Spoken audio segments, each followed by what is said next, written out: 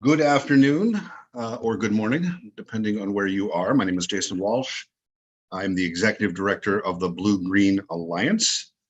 We are a national coalition of labor unions and environmental organizations who collectively represent roughly 15 million Americans. The principle that binds our coalition partners together is a firm belief that we should not have to choose between good jobs and a clean environment, that we can and must have both.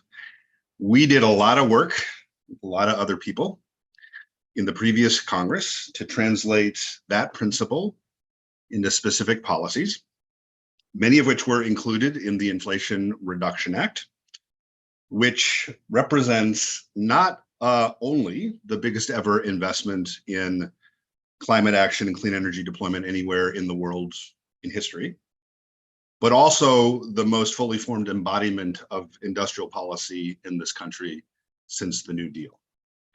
And by that, I mean Congress invested in economic sectors that are of strategic importance to the United States and its people, not to mention the fate of the planet, but also designed and conditioned those investments to maximize the public benefits of these taxpayer dollars for workers, communities, and the environment. So the IRA is not simply a bunch of programs in the climate bill. It represents a theory of how the clean energy economy should work by working for all of us. There is no better example in the IRA of what I mean by this than the topic of today's webinar, the direct pay provisions of the law's clean energy tax credit. For the first time, local governments, schools, nonprofits, other tax-exempt entities can tap into tax credits that have been the principal deployment driver of clean energy in this country and capture the full value of those credits and make them even more valuable by stacking bonus credits on top of them to develop, own, and operate their own clean energy assets. I recognize that there may be people on this webinar whose eyes glaze over at the mention of tax credits, who in fact may consider taxes to be among the most boring topics of all time. But stay with us, because what we're talking about here is a potentially transformative opportunity, whereby a city, just to use one example, can put itself in the driver's seat to shape and build a high road clean energy economy that meets the needs of its residents and achieves multiple goals at the same time: climate action, economic and workforce development, high quality union job creation, advancing environmental and racial and worker justice, all of those things. So there's nothing boring about that. That's really exciting. And I want to thank the Center for American Progress, Lawyers for Good Government, and the National League of Cities for partnering with us on this webinar. And I want to thank all of you for joining us and taking what you learn here today to go out there and do really cool and interesting stuff. So I'm gonna pass the mic to my partner in crime and friend, Mike Williams from CAP. Thank you, Jason. It is always an honor to share time and a stage with you and with BGA, as well as the brilliant folks here, also joining us from the Lawyers for Good Government and the National League of Cities. Jason mentioned I'm Mike Williams. I'm a senior fellow at the Center for American Progress. We're a think tank, policy institute, an organization that's dedicated to developing and building out progressive ideas that help improve people's lives. Jason got into it. Direct pay, it's perhaps a bit wonky, but it is absolutely one of those ideas that is meant to improve people's lives. You'll be hearing quite a lot about the details of direct pay in a moment, and there's many reasons to be intrigued or even excited about it. One in particular for me, though, is that direct pay gives public entities power to drive and create their own projects in partnership with the private sector or wholly on their own. And for much too long, control has been systematically stripped away from public entities and the public sector. And it's time we turn back towards these institutions as leaders and engines of change. Now, on to the good parts of today's discussion. As you can see on this slide, we'll be starting with Jillian Blanchard to dig into the nuts and bolts of direct pay. We'll then be joined by Jaron Goddard and Rachel Chang to go over what are often called adders. From there, Brennan Kane will take us through the key components on domestic content, prevailing wages, and registered apprenticeship requirements. And finishing up will be Carolyn Burnt on municipal capacity. Thank you so much, to all of you for joining us today. We hope that this is useful, and you should absolutely feel free to reach out to all of us if you have further questions. But first, Jillian, I'm handing the reins to you. Wonderful. Thank you so much, Mike and Jason. I share your excitement and enthusiasm for what is otherwise a wonky and potentially boring subject, and I think it is a massive driver that we can all benefit from. So I'm Jillian Blanchard. I'm thrilled to be here. I am the director of the Climate Change and Environmental Justice Program at Lawyers for Good Government, also affectionately known as L4GG. And because we're so excited about direct pay, we've been putting out resources since the draft regulations were issued in August around direct pay to provide you all, local governments, state actors, nonprofits, frontline communities, co-ops, et cetera, with some guidance on this otherwise very wonky topic because it is so powerful.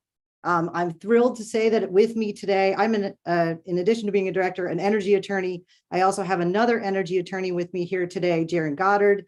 She's one of our fantastic pro bono attorneys from Wilson Sonsini, assisting us in this work and preparing these resources. And so now I'm obligated to say what attorneys have to say, which is that both Jaron and I are attorneys, but of course we are not giving you legal advice. You have to consult your own attorney for legal advice for your specific matter. This webinar is high level, and it just should not be considered legal advice. All right, with that done, let's move to the next slide, please. Okay, so Jason and Mike did a great job of kind of giving you the overview of direct pay. So don't want to spend too much time here, but of course it's a brand new source of funding for these new applicable entities. And as I think Mike alluded to, this idea, or maybe it was Jason, the idea that it's been used successfully on the private side for over 20 years. So we can take some comfort in that process, and that it may feel new to you, but it's actually been done by the IRS for a very long time and by the private industry for a very long time. It's just that now you too get to take advantage of it. So of course you are tax exempt. Many of you, you're not paying taxes, but for the very first time, you can file what is a tax form or forms and then receive a direct payment, which is why elective pay is informally referred to as direct pay from the IRS as if you were a taxpayer. Next slide. Okay, so on the left, you're going to see all of the applicable entities that are now eligible for direct pay. But what I want to zoom in your attention to is the blue box, which is things you need to keep in mind as you're planning your projects, because it does get a little, here's where we start to get wonky. In the draft regulations, which we're all using now, recognizing that final regulations will be coming out soon, ostensibly within the next couple months. But right now under the draft regulations, partnerships are not eligible for direct pay. In other words, two eligible entities like a state and local government, they're eligible on their own. But if they partner up in a way that doesn't jibe with the regulations, they may make themselves ineligible, something to consider during planning. There are some exceptions, like a JOA or a tenancy in common, but I don't want to get too much in the weeds, just something to keep in mind. Second, you must own the asset. So I think to Jason and Mike's points, this is a real opportunity to start owning those public projects, and it also helps you to take advantage of direct pay. But it's something to consider in your electric vehicle process, for example, that you must own the asset and cannot rely on leasing that car. And finally, non-taxpayers like yourselves cannot use transferability. So that's under 6417. The regulations have made it clear that those are not, you cannot receive direct pay and transfer it on to like a third-party developer. Next slide, please. All right, so I'm going to be really quick here. You don't have to memorize these. These are your 12 credits that are now available through direct pay. You will receive a copy of this slideshow so you can take your time with them if you're interested. But I want to go to the next slide and really zoom in on the credits that we believe are the most important and the ones we're seeing in our work with local governments as being the most relevant to you all at the local level. So they are going through them 30C. And for that, you can think of your electric vehicle infrastructure projects, And note that they need to be placed in non-urban or low-income areas. So your charging stations need to meet one of those criteria. 45W is also in the EV space, but think of that as your electric vehicle fleet transition. So qualified commercial vehicles like government vehicles, school buses, public transit, all of those are eligible for direct pay and stackable with federal funding. As you all probably know, there's a lot of money coming down through the Inflation Reduction Act, as well as even the infrastructure law that you can stack with direct pay to help finance your projects. Jaren's going to talk a bit more about that as well.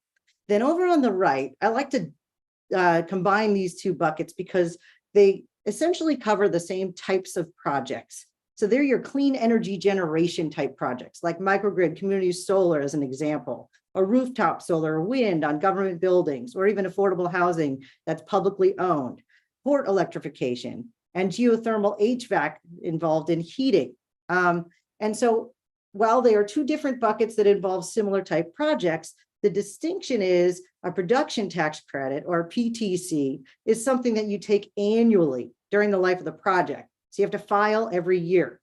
Investment tax credits, ITC, you apply for one time upfront and you get a lump sum payment.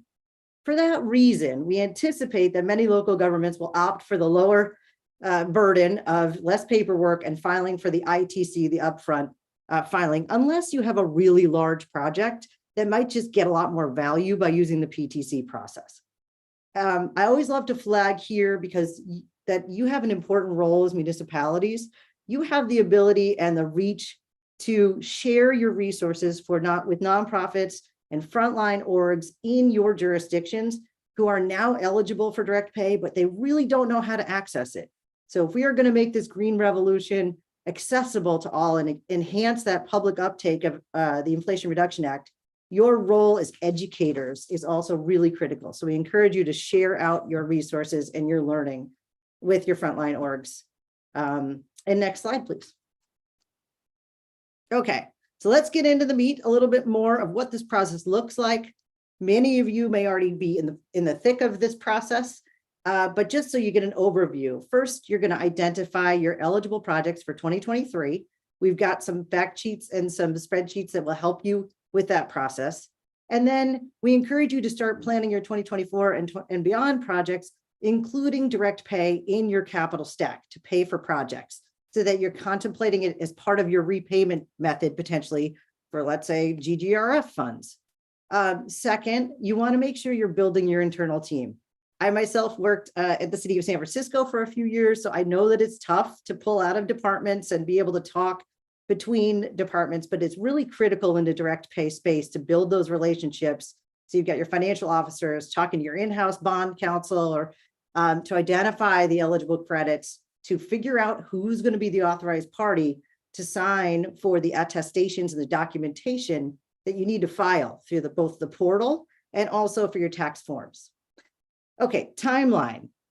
Considering when you file, you look at when your project was placed in service, and then you look at your own taxable year.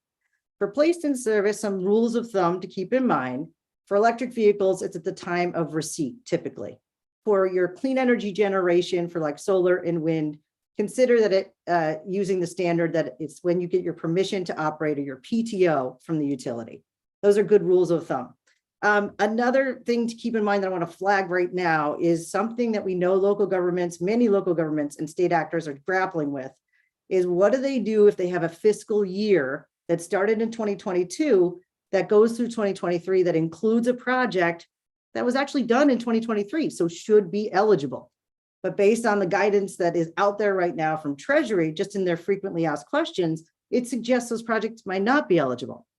This is an issue that affects two-thirds of all cities and counties, as well as every state actor, because no state actually has a fiscal year that matches January to December.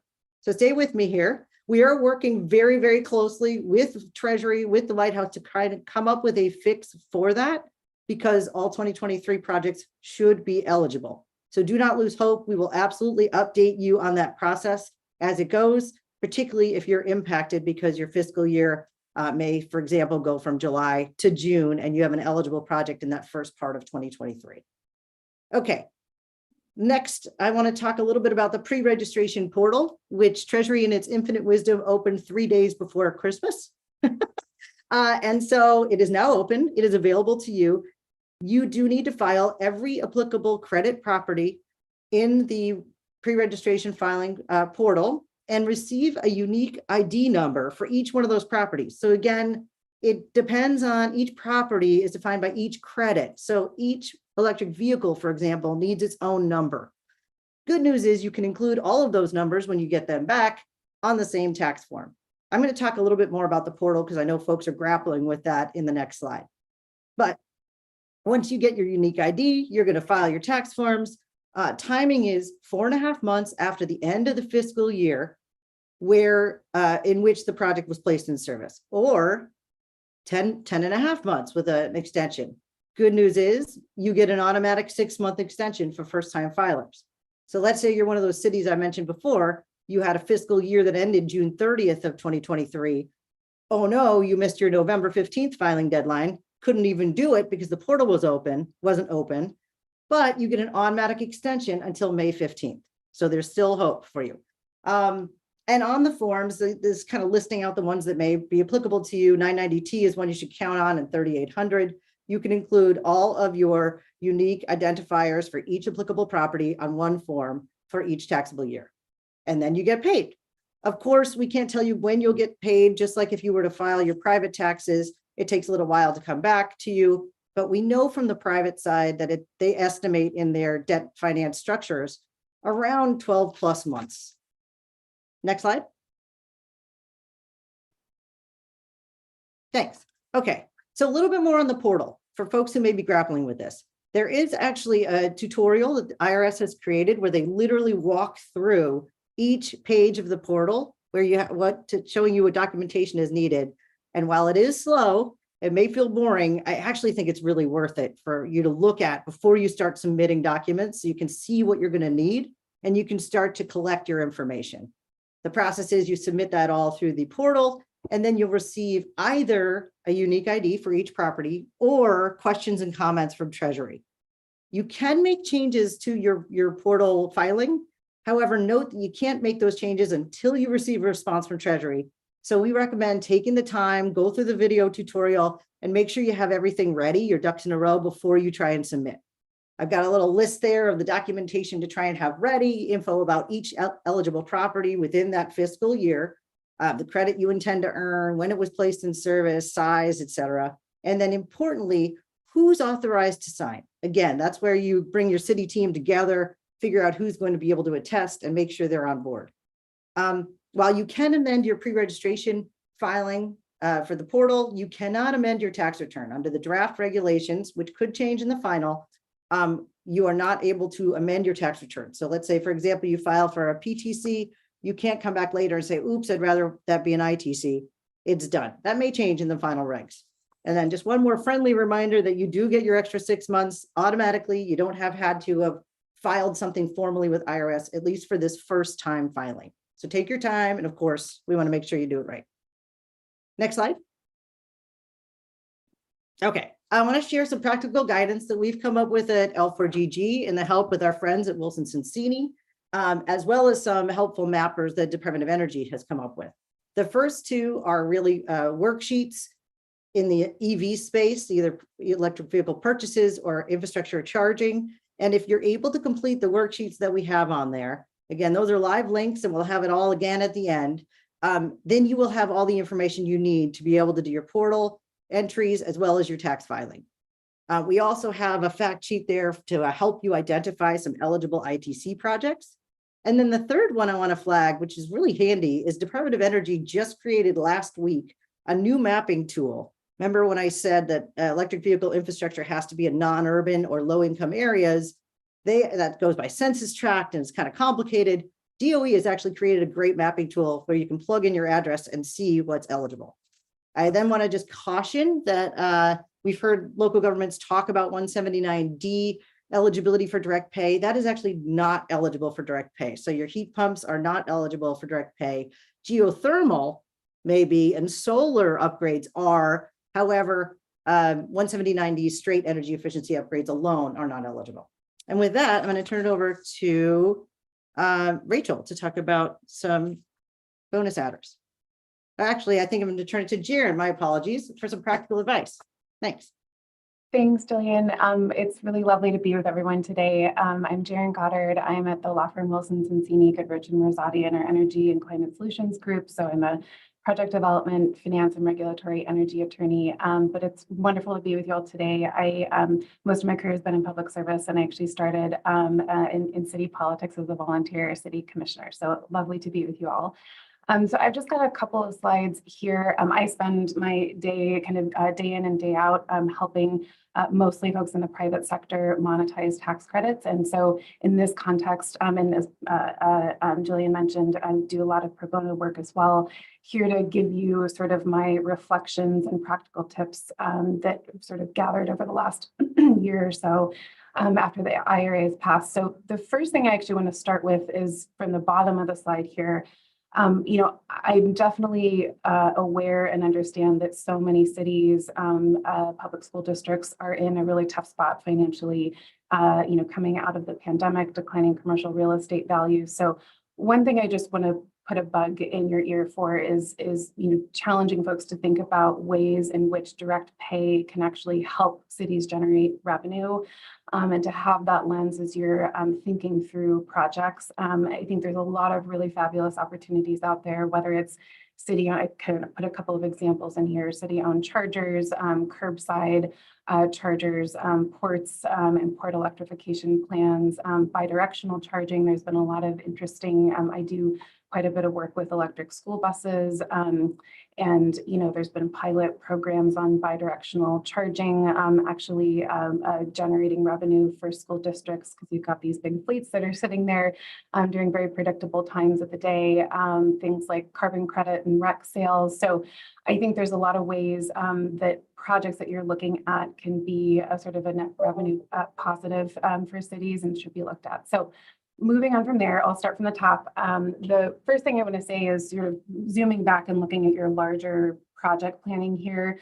There is so much money flowing from the IRA and the bipartisan infrastructure law to states, state energy offices, others certainly to cities directly. And so I think when you're looking at your, when you've identified certain projects and looking at, what we call the capital stack, having those coordination meetings with sort of interagency, interstate agencies that are working on these issues is really helpful.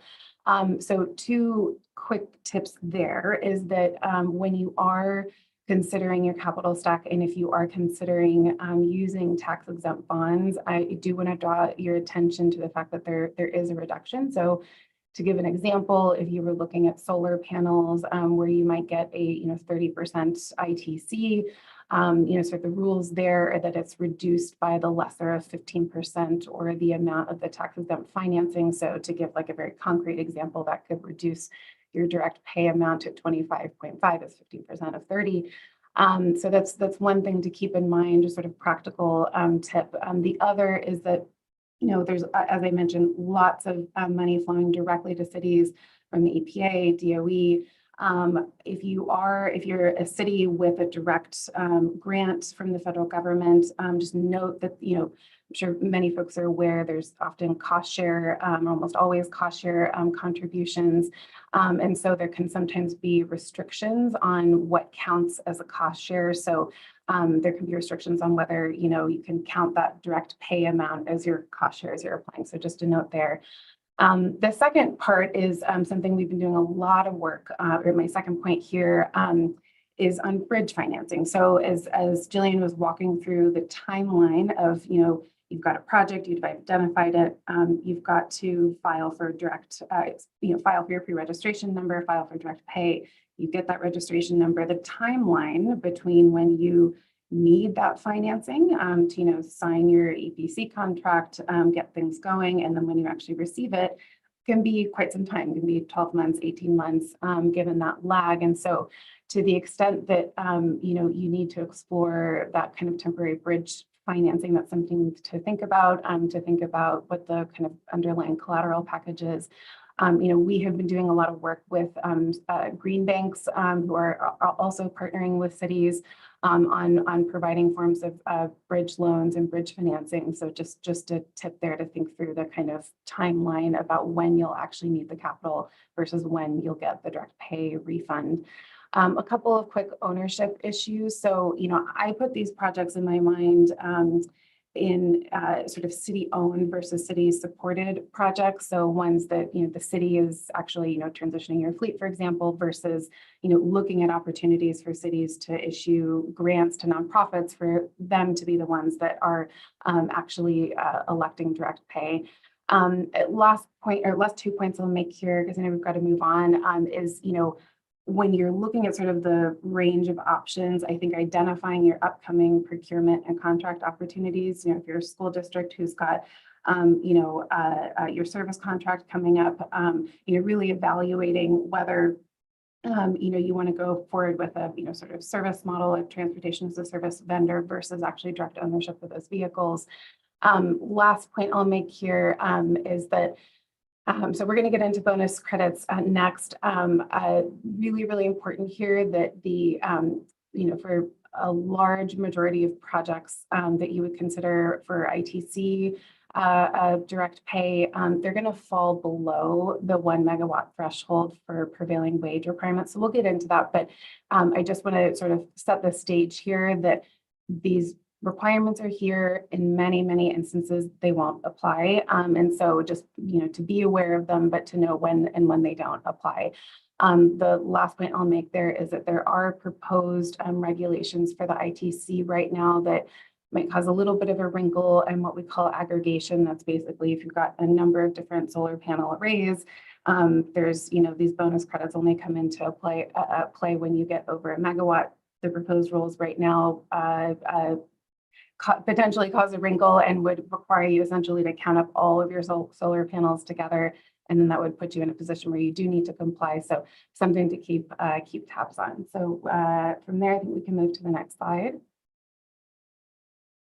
I think here, all I'll say is this is sort of supposed to be a practical kind of project example of how you might think through some of your project planning. So I've kind of put used an example of city fleet electrification, some of the project development considerations that come into play, the utility considerations that come into play, really understanding and working with your utility, knowing your utility tariff regulations, when you can do storage adjacent with your chargers, selecting your tax credits, credit stacking.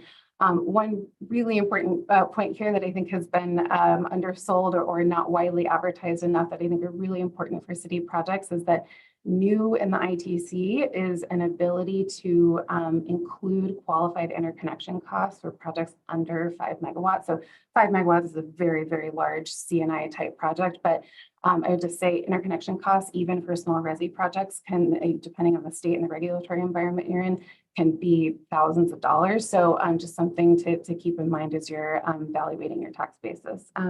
So with that, I will hand back over to Jillian, I believe, to go through, or I think it's Jillian, or to Rachel, excuse me, Rachel, for the adders. Thanks, Jaren. Hi, everybody. I'm Rachel Chang. I'm a policy analyst at the Center for American Progress, and I'm going to be quickly running through the different requirements and bonuses that can affect your total direct payment amount. So first, the prevailing wage and apprenticeship requirements, also known as the labor standards. If your project is larger than 1 megawatt, you must meet labor standards in order to receive the full pre-IRA base credit amounts. This means that workers must be paid at least the prevailing wage and that you must hire a certain number of registered apprentices. And for most credits, if you do not meet these labor standards, the credit will be cut down to 6%. Next, the domestic content requirements. This is often referred to as the domestic content bonus. But in the case of direct pay, it is a requirement for projects that are larger than 1 megawatt. So it acts as both an adder and a subtractor in this case. So for any project that meets domestic content requirements, you will receive an additional 10% bonus to the ITC or PTC. And that means generally that iron, steel, and manufactured products are domestically manufactured. But for projects that are larger than 1 megawatt, if you do not meet domestic content requirements, the credit amount will phase down and is eventually eliminated altogether. Importantly, there are ways to receive an exemption for certain circumstances where you can still retain the full credit amount, even if you're not meeting these requirements. And all of this will be discussed in more detail in a few minutes, but just running through these overview of the requirements for projects that are larger than 1 megawatt. Next slide, please. So next, the Energy Communities Bonus. This is a 10% bonus for ITC and PTC projects that are located in energy communities, which essentially means communities that are affected by or historically reliant on fossil fuels. There are 3 different ways that you can qualify as a project located in an energy community. First, if your project area is located in a brownfield site. Second, located in a census tract that has retired coal mines or retired coal-fired power plants. And third, a statistical area with both higher than average unemployment rates and either significant direct employment or local tax revenue related to fossil fuel activity. So there's currently a mapping tool that will drop in the chat that reflects qualified energy communities based on the coal closure category and the fossil fuel employment categories. And I'll flag that energy community designations will be updated every year because of changes to average unemployment rates or future coal retirements, as an example. And so lastly, the low-income community bonus credit. There are a few important differences for this bonus. First, this is only available for the ITC and not the PTC. And this is a capped bonus credit, meaning that it operates almost like a grant program. It will require an application and an allocation from the IRS. There's 1.8 gigawatts of capacity allocation available every year, and projects that receive an allocation will either receive a 10 or 20% bonus credit, depending on which of the 4 categories your project belongs to. So category 1, projects located in a low-income community. Category 2, projects located on Indian land. Category 3, residential building projects, which really covers federal affordable housing programs. And category 4, economic benefit projects, which means that projects that provide at least 50% of the financial benefits directly towards low-income households. So the application portal for the low-income communities bonus program opened this past October, but it's still open on a rolling basis for any remaining capacity allocations that are still available. We're going to drop a link to the program page, which has both a dashboard to review the remaining capacity allocations available and a mapping tool that can help you identify eligibility for these projects. It's also important to note that these projects cannot be placed in service prior to receiving a credit allocation. So you have to first apply, receive the credit allocation, and then you can place your project in service to claim the bonus. We have some other useful resources that are going to be linked at the end of these slides that can help communities identify eligibility for either of these bonuses. And again, we're going to be sending out these slides and the recording of this webinar to those who have registered, and the recording will be available on our website immediately after this. Next, I'll pass it over to Brennan to discuss labor standards and domestic content. Excellent. Thank you, Rachel.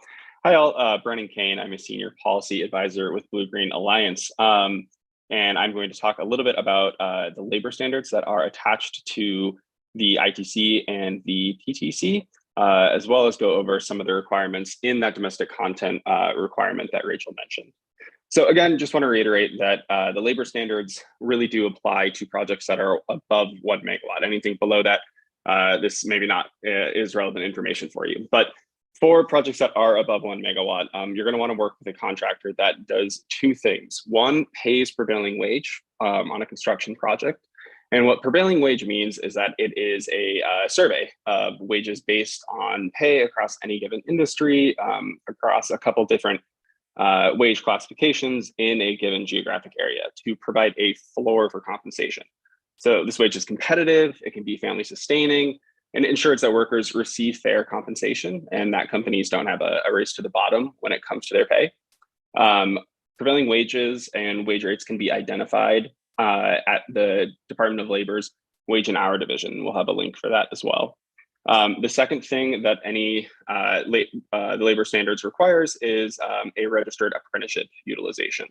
And so any contractor that's working on a project needs to utilize a registered apprenticeship program. These are registered with the Department of Labor or with a state equivalent. Registered apprenticeship programs are earn as you learn programs. And so students go from beginners to journeymen and they get paid throughout this process. And it caps out at 15% of labor hours throughout the lifeline of the project needs to be met with apprenticeship labor. Again, a apprenticeship program can be identified at the Department of Labor's website. Next slide, please. We're going to talk now about the domestic content bonus credit. So as Rachel mentioned, this is a 10% bonus credit that increases the overall taxable basis for the PTC or the ITC. So in order to receive the domestic content credit, 100% of steel and iron, or sort of the foundational materials on a project, the structural components on a project, need to be domestically sourced. So an example for that, for a solar project, the steel photovoltaic module racking, the tracking projects needs to be 100% iron and steel focused. The other component is the 55% manufactured product. So these are the components that are not structural in nature, but go into the actual component of the technology. So for a solar panel, again, we're talking about the solar panels, the arrays, the polysilicon that go within it. In order to receive this domestic content credit, you have to meet both 100% iron and steel for the structural components and 55% for all other manufactured products. That starts off at 40%, but then increases incrementally by 5% each year for the next 3 years until it tops out at 55%. If you want to go to next slide. Actually, reverse one more slide. Sorry, Nate. Thank you. Also, like Rachel mentioned, there are exemptions that recently came out. So in December of last year, the IRS produced interim guidance in the event that you cannot meet these domestic content requirements for whatever purpose or for whatever reason. Perhaps this supply chain doesn't quite have what we need to meet this domestic content standard. So those exemptions that IRS recently produced include 2 different exemptions. The first is a increase of cost of the overall construction cost by 25%, or if the product is not widely available and produced in a meaningful way across the US. But I think we're going to get into that a little bit more. And I think Jillian is covering that in the next slide. Thanks, Brennan. Yes. So as Brennan said, it was a public notice issued again conveniently in December when nobody was at work about the domestic content. There was some guidance actually produced last spring that caused a lot of confusion, received a lot of comment. And so actually it's a good thing that the Treasury issued this public notice on domestic content, because what they're doing is they're eliciting information from you all as to how they build out their auditing process for domestic content, their exclusion and waiver process for domestic content. So I want to highlight this on a completely separate slide because it's a really good opportunity for you as local governments to provide key input to Treasury on how they should be designing this. The waivers have not been issued before, so they're trying to figure out how to do this. So I've kind of listed here out the questions that are in this request for public comment. And so you can have them in your mind and figure out how you might respond as a city to provide that key guidance that will then turn into whatever the process looks like. They are required to consider all of your public comments. So it's a really potentially valuable process. Questions that they want to ask are related to the standards that Brennan just mentioned, like how are they supposed to determine whether you've met the increased cost threshold or the non-availability exemption? What are your factors that you think should be considered in the overall cost of construction, or factors that you think should be considered in the sufficient and reasonable available components, or whether they're of satisfactory quality? And these are language, this is the exact language taken from the standard. Should Treasury be relying on things like the Buy American standard, which maybe you're already using in other processes? So I commend them on actually asking these questions to try and figure out what works for local governments in trying to prove up that you've complied with domestic content, or alternatively, you're requesting an exemption or a waiver. Other things include like reducing burdens. So this is an opportunity for, again, you to provide that key input, and particularly in number 2 here. This is a place where I don't believe Treasury really knows how it works for you all on the ground in the procurement process.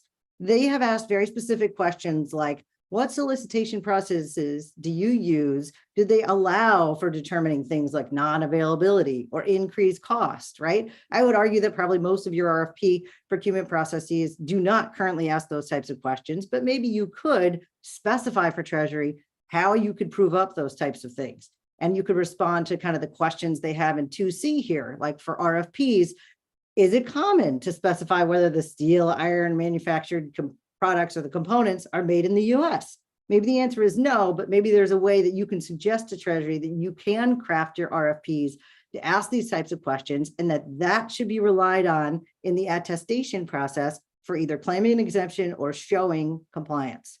So this is, I want to flag it because I think it's a good opportunity for key input from local governments, which is really desperately needed. Comments are due February 26, 2024. We at Lawyers for Good Government will share out our comments in case they're helpful when they're done. They're not there yet, but there's a live link there with the details of what the public notice is and how you can provide your comments. And with that, I'm going to turn it over to Jaren again for some practical tips. Yeah, thanks, Jillian. One thing at the outset that I wanted to say overall about assessing direct pay before I dive into these is that one thing to keep in mind about the sort of history of project finance here and private entities using these tax credits for many, many years, that is not the case for direct pay, is that tax credits in the private sector have two features that are not applicable to public sector entities. The first is step-up basis, the second is depreciation. I won't get into detail about what those are, but they can significantly increase essentially the value of the credit in the private sector.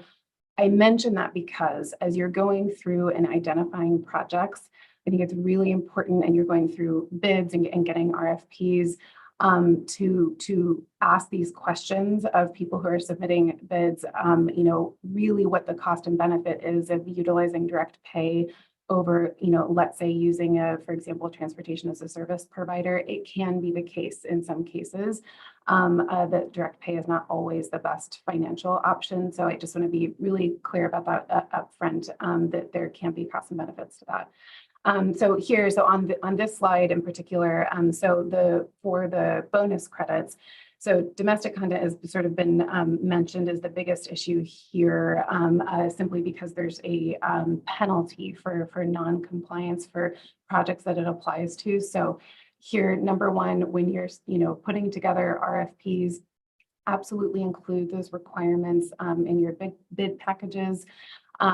Number two, understand your cost breakdown. So this is a really, this bonus credit or penalty is quite technical. At the same time, when you're looking at meeting certain applicable thresholds, 40% up to 55%, if you're looking at a sort of a traditional solar, small scale solar array, if you look at the cost breakdowns, in many, many cases, your solar panels are driving, 50% or upwards of your total project cost. So, there is risk here in not being able to comply necessarily, but if you've sort of secured or procured the main cost drivers in any given project that can be certified as domestic, that's, you're really going a long way there and giving yourself some assurance.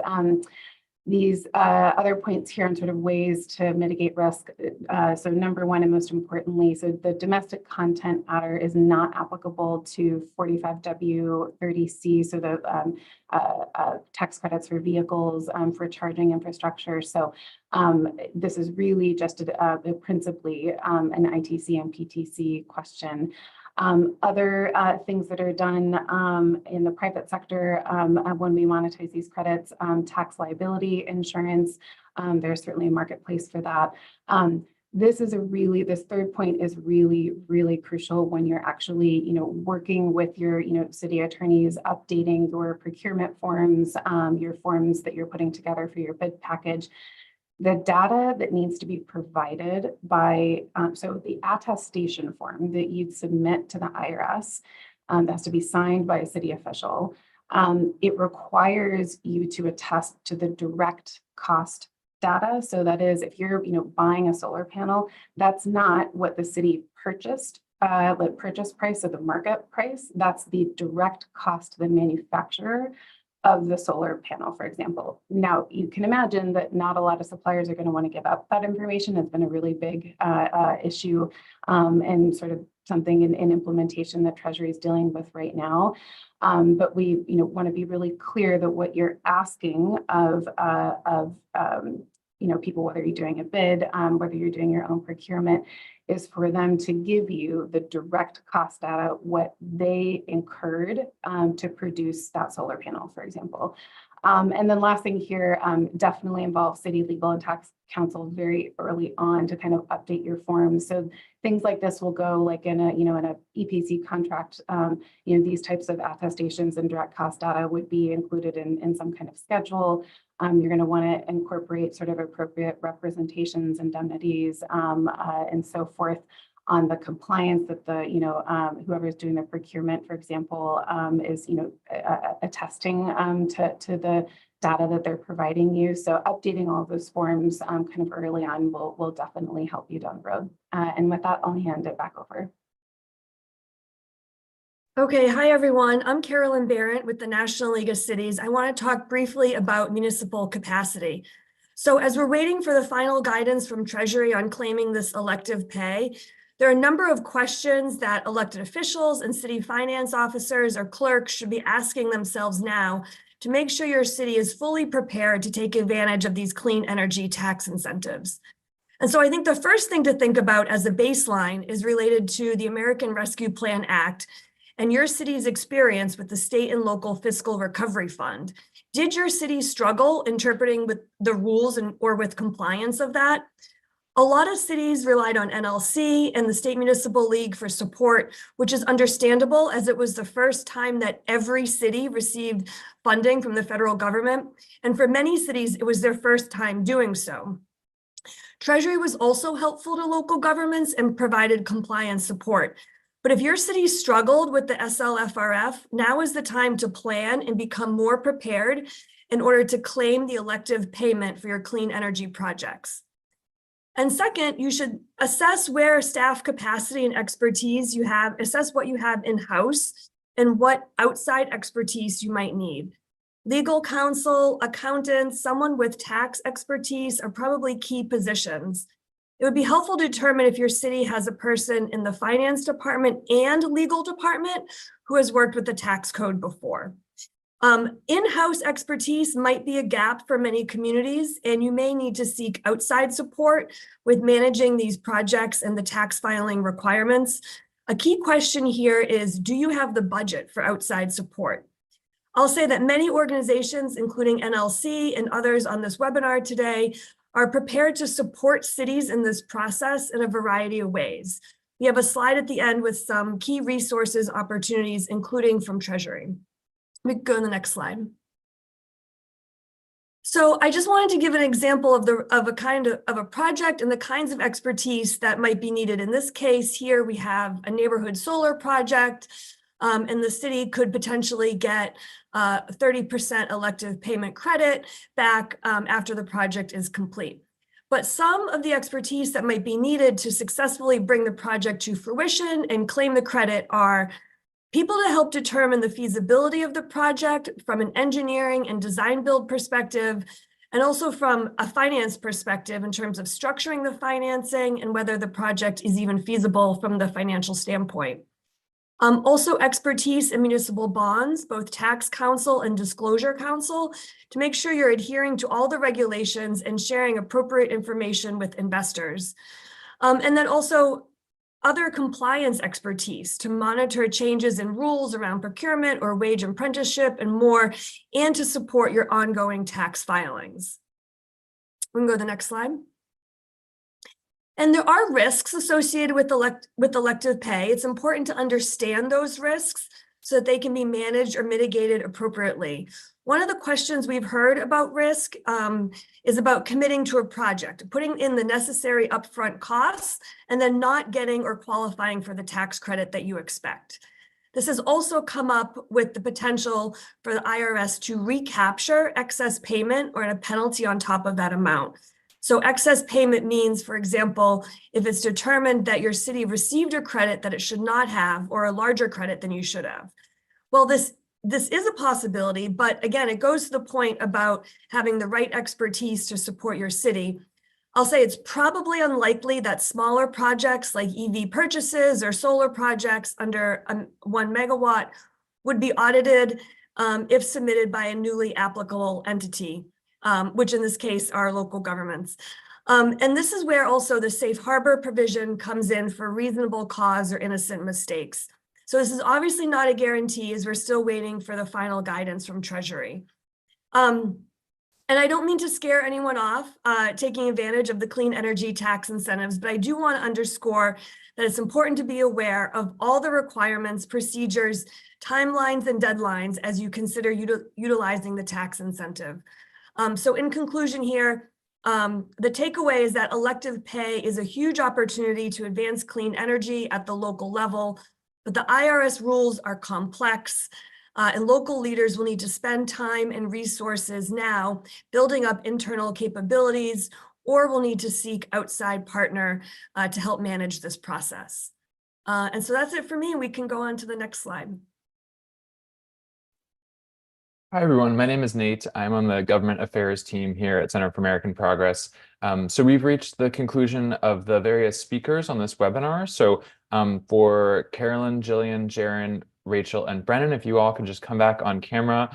We'll briefly review the resources here if folks want to say a couple words on them. And just a reminder, we will be sending this PowerPoint out to folks who registered, and the recording of this webinar will be available on the website where folks signed up for this event on CAP's website just about immediately following. So the next slide, you'll also see contact information for all of the speakers. So if you have individual questions, you're more than welcome to take down emails and reach out. But first, I'll just go to Jillian if you want to say a few words on any of the resources here that folks can expect. Thanks, Nate. Yeah, as Carolyn mentioned, it is complicated. It's doable, it's powerful, but it's complicated, which is why we prepared a lot of resources to try and make it easier for you. So L4GG, in case folks don't know, it's a nonprofit that has a nationwide network of pro bono assistance of about 120,000 legal advocates across all 50 states. And so we try and leverage that network to be able to help public entities like yourselves looking to uptake direct pay and build out public sector clean energy projects. So that first page I want to highlight has all of our resources available in one place. It has the regulations, it has our fact sheets, it has the ability to ask a legal question of our legal experts. It also even has an ability to apply for a clean energy clinic that we're building out if you want some more hands-on direct assistance. And then I wanted to flag an energy communities, low-income communities bonus mapper that our friends at WRI put together that's super handy. That is also on in the resources page at the top bullet. So if you remember nothing else, that first bullet will get you what you need. But yeah, I think that's all I have, Nate. Great, thank you. Carolyn, I see you off mute. Would you like to chime in on any of the other resources here? Yeah, I'll just mention our local infrastructure hub, and I do have the sign up here that I put into the chat. Oh, maybe I did it the wrong way. I'll do that in a second. We have a series of subject matter experts who can support cities in getting the pre-registered or pre-filed and help think about those projects and all of the needed requirements. And then I'll also just mention the IRS is holding office hours to support that pre-filing. Thanks for putting that in there.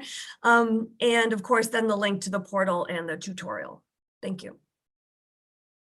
Great.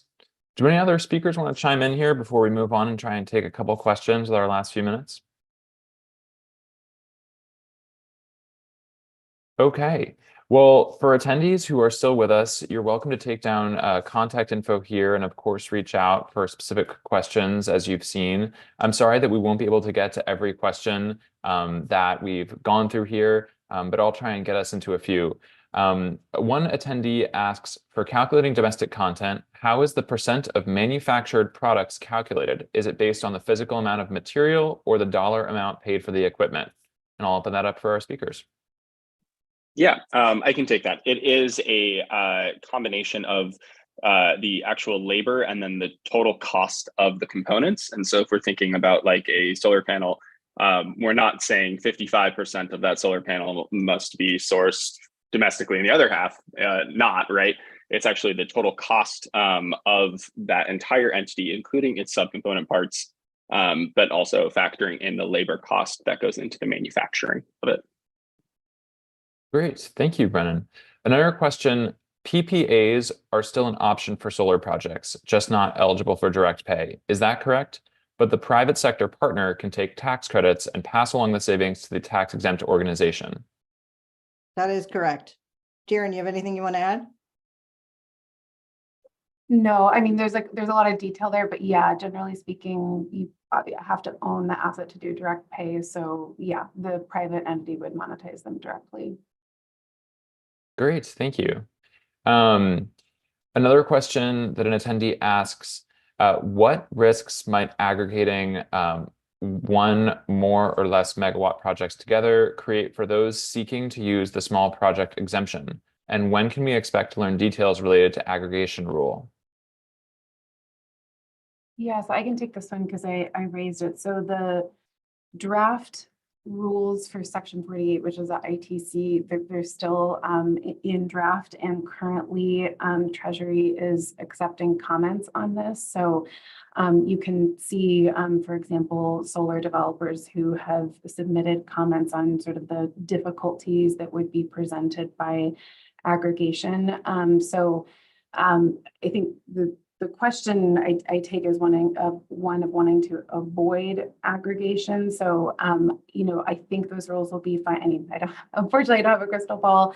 I would hope they will be finalized this year. I will say the draft rules in many ways contravene the many years of precedent on aggregation rules that were in effect prior to the IRA. So I think there's some hope that those will change, but for now, I would just keep abreast of the rulemaking.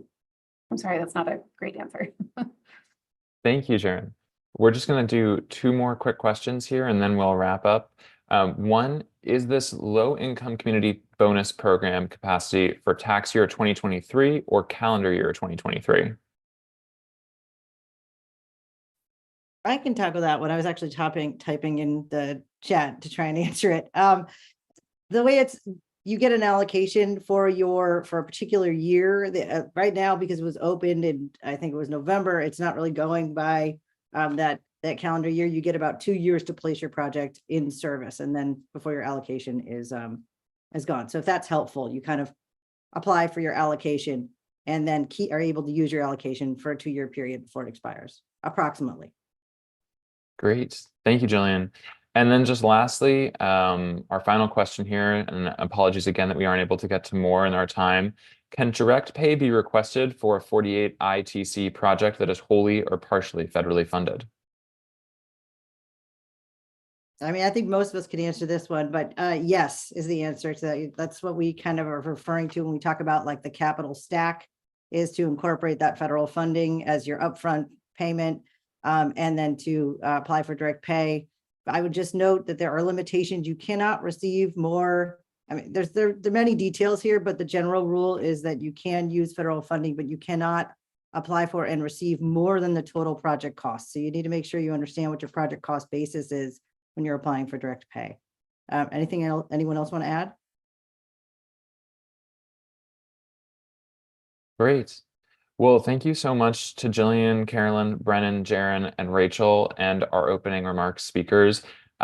We so appreciate everyone who attended today's webinar. And again, just a reminder, you'll be able to find the recording of this webinar on CAP's website and YouTube channel very shortly after this event concludes, where again, you can find this contact information page. So if you have a question that you want to submit via email, you can write down that email now or find it in the recording shortly thereafter. And we'll also send around this PowerPoint with the linked resources as we referenced throughout today's event.